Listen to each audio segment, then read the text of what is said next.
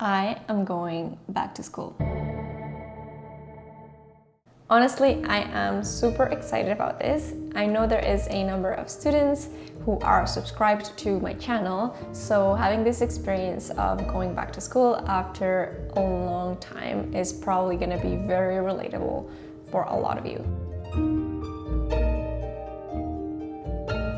So I am going back to school, guys, but before I tell you about it, I thought it would be fair to share with you my story of how I got where I am and why I'm taking this next step in my career. And it might give you a little bit of context of why I'm going back to interior design school. So I really hope that this video can inspire you or help you, or at least you get to know me a little bit more.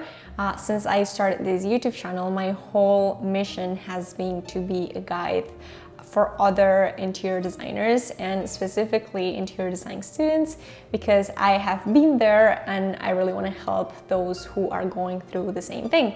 And yes, this video is going to be more on a personal level, but I hope you enjoy it. Let's get right into it. So it all started when I was born. I'm kidding, I'm not gonna go that much back in time. I'm actually gonna start when I graduated from high school to start studying interior design. So when I graduated from high school back home, and for those of you who don't know, back home for me is Mexico. So after I graduated from high school, I knew that I wanted to study interior design. And I actually made a video where I explain why I chose interior design instead of architecture. So I will leave it up here if you want to check that out. It's pretty interesting. But finally, I came up with the decision that I wanted to study interior design. And because back home, there was not a lot of popularity around this career, I decided to move to Canada to pursue my studies. So I landed in Vancouver and I enrolled in an interior design program at the British Columbia Institute of Technology. I studied there for 2 years until I got a job offer. After that happened, I had completed a 2-year program in residential interiors, so I was pretty confident that I was ready to start working. So guys, I started working and it was so much fun.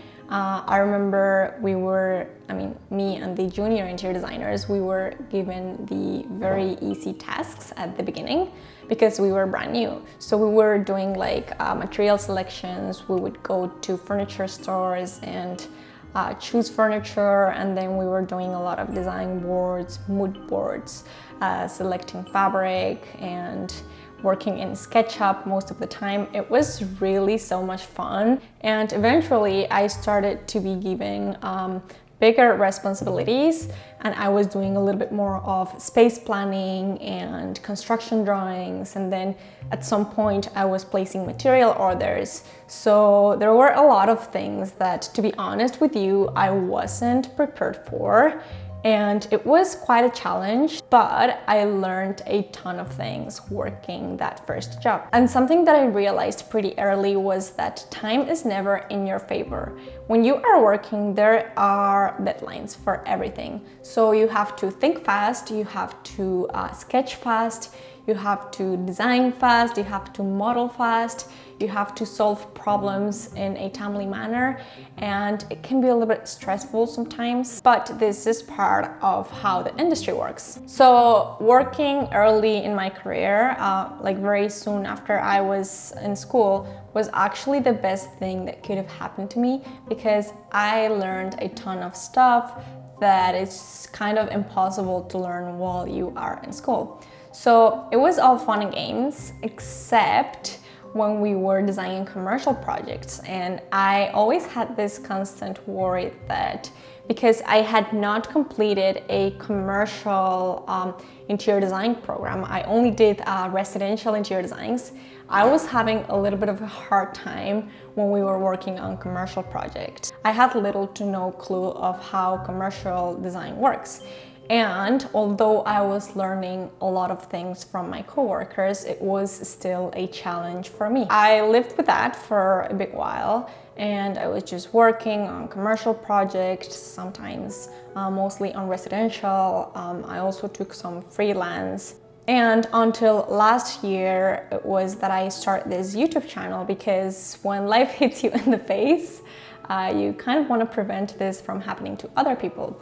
So I started this channel sharing my experience and documenting my life as an interior designer, hoping that it will help other people that were studying the same career. So guys, I forgot to mention this, but in the school that I studied, there were two paths that you could take. Either you took a diploma in residential interiors, or there was another branch which was a diploma in commercial interior design.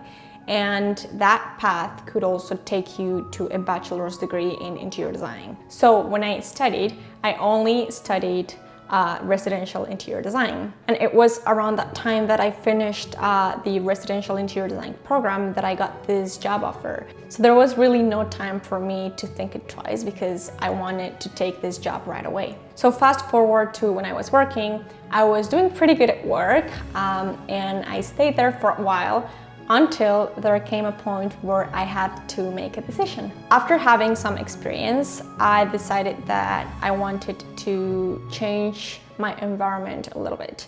So I had the option of applying for a bigger size company that also did commercial interior design. It was more like a developer that I've always wanted to work for. So that was my first option. The second option was to open my own interior design firm. And the third option was to go back to school and to study commercial interior design, to be able to do the first and the second one with more confidence. The first option was a consideration for sure, but the only problem was that the company, specifically the company that I wanted to apply for, required for the applicants to have a diploma in commercial interior design. So that was pretty tough for me. And although sometimes people get jobs without checking all the boxes, this was kind of like a hard requirement that they wanted for the applicants to have. So at the time, it was pretty hard for me to fill in that box. The second option is not out of the list either, but the thing is, when I start a firm, I want to do commercial design as well.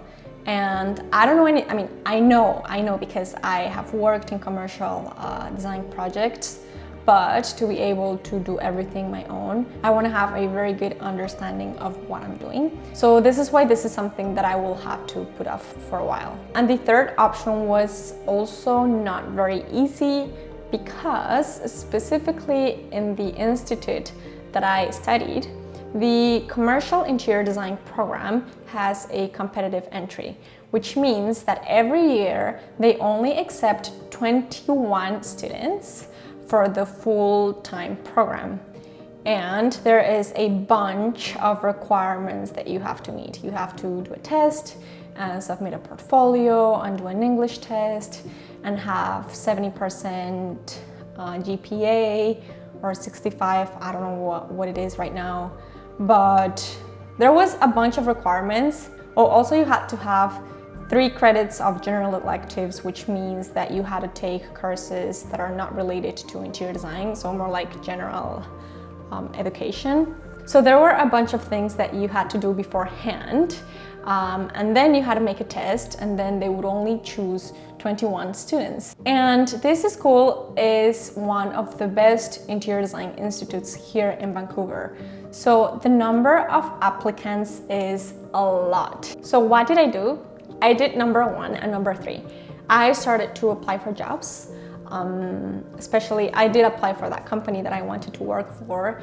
And I also did all the process to get back to school in case I didn't get a job offer. So what happened first was that I got accepted in this program. I took the test, everything was fine. I got in, which I was very happy about. So yeah, guys, basically this is what's gonna happen. And I really hope that you enjoyed this video.